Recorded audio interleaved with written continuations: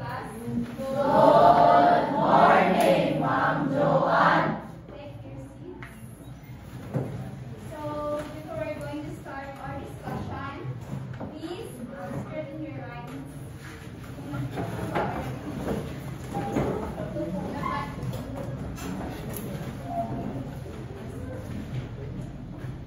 Okay. Please stand. Lead the prayer, Mr. Colliera.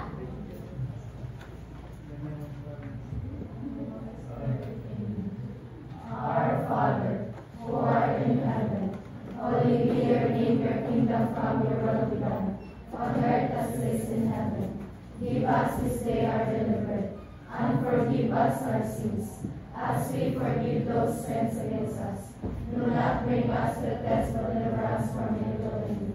In the Father, the Son, and the Holy Spirit. Amen. Good morning, Ma'am Joanne.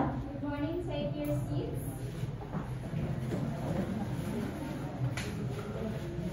So, attendance.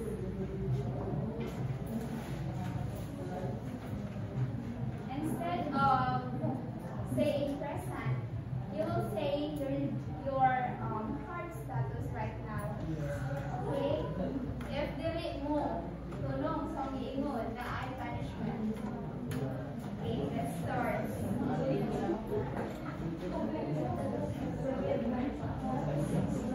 Matilan Jan Paul. Senator Brian. Muksalan and Jan Paul. Colliera Jan Brian. Second. Baby Angelo. Gusto Kit. Napoli James. Makalanda Robinson. Lubot. Bambang Dan Prat. Miasco L. John.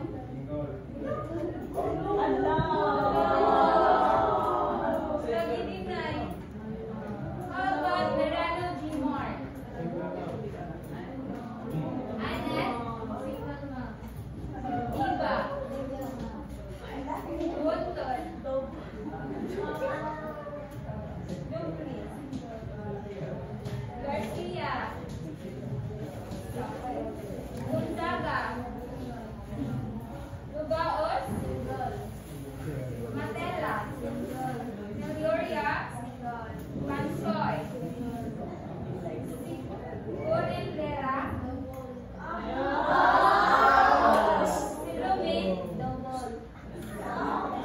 Sumobos. Karen.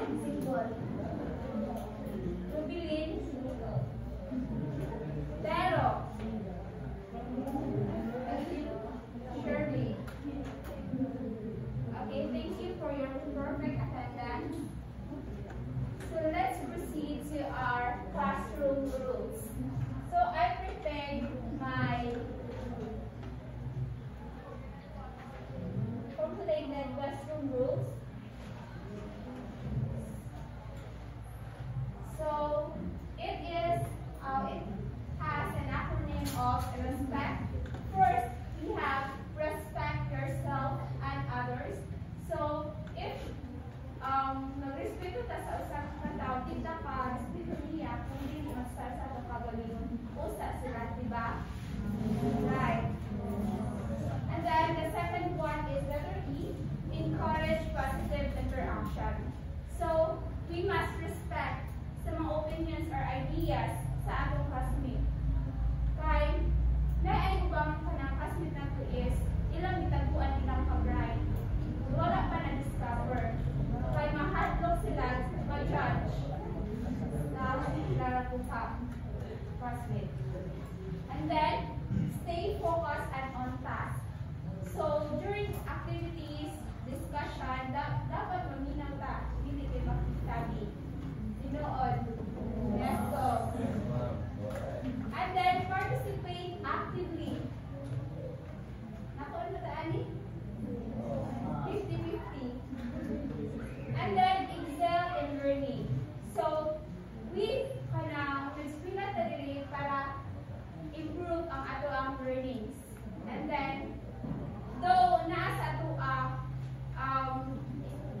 na ilang learnings ana ra jud dili na sila ma-excel. But the truth is, pwede po na siya ma-improve depende sa inyo. And then, cooperate with teachers and classmates. Di kay kanang shy type at sa kanang basta groupings, magsalit. No. And then the last one is rest. School property with care. Dili kay mag-drawing sa ilahan. Vandalism. Gualagel City High School. So, this is my constructed classroom rules in my class. The next one is an motivational activity. So, kung kisay ka nang makatubag ang mga videos na ay extra points that will be added in your participation. So, patungo ba participate ka? Ha? Okay. Yes, me, it's video time. So, the first video is, but before that, allow me to basa ang statement o sa answer. And then, pauna na yun ha. Okay, riddle number 1. I have two variables, a pair, showing the relationship beyond compare. One affects the other, that's going to see a connection for all of you. What am I? So raise your left hand.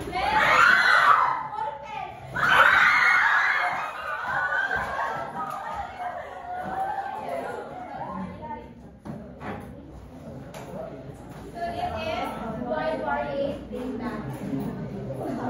Thank you, Miss Gaos. The next video. Alone I stand, just one I see, a single track enough for me. No parents here, just one by one, to analyze when work is done. What am I?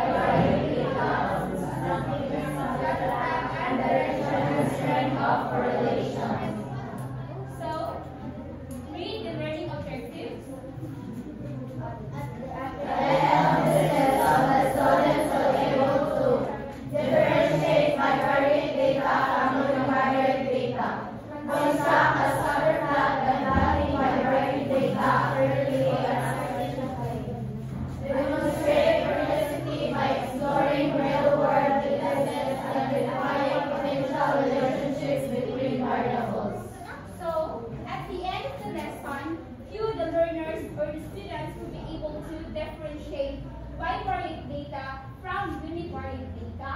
Then construct a scatter plot by plotting bivariate data accurately on a Cartesian plane and demonstrate curiosity by exploring real-world data sets and identifying potential relationship between variables. So let's proceed to the key concept of this lesson. Who wants to read this paragraph? Yes, sir. The nature of bivariate data. Why does the profit usually increase with the capital increases? Why do savings generally increase with the expenditures decrease? Why does blood pressure increase when one gets older? These are some questions that are asked concerning the relationship between two variables or quantities. Data that involve two variables are measurable, observable, or can be recorded. The dependent variable and independent variable are called bivariate. Pamili sa mga nakiday na mo explain based anak ka paragraph. Mantilan, Mr. Benjamin, please stand inside. What does this paragraph mean? Without looking.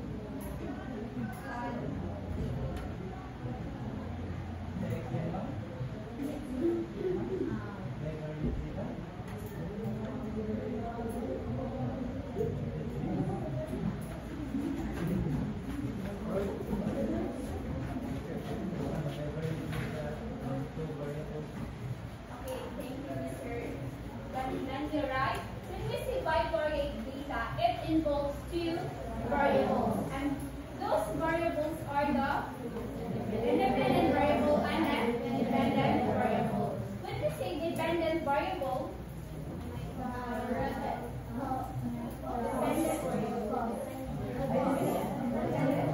dependent. And then the independent. Okay. And make sure when you are constructing those two variables, make sure that it is measurable, observable, and recorded. And then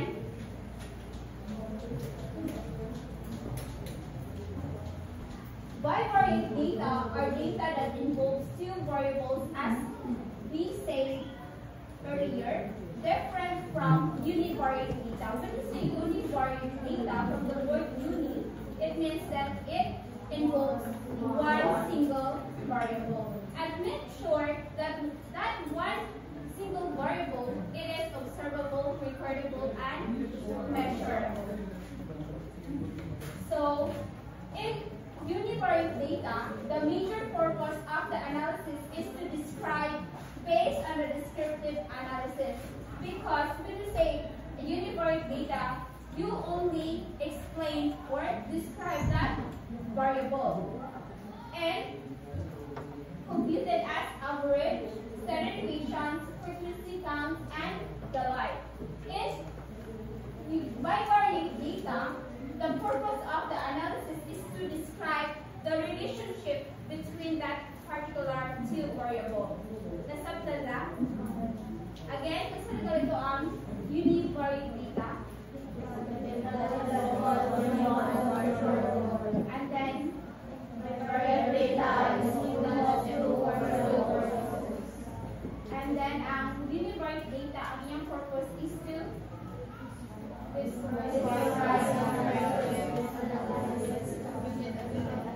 and then ang bivariate data is to describe the okay, thank you. So here are the examples of bivariate data. The first one is the IQ score versus math score in a long exam. In that particular example, asa man ang independent variable anak? How about dependent variable? And then the second example, score ages versus knowledges. Ang ato ang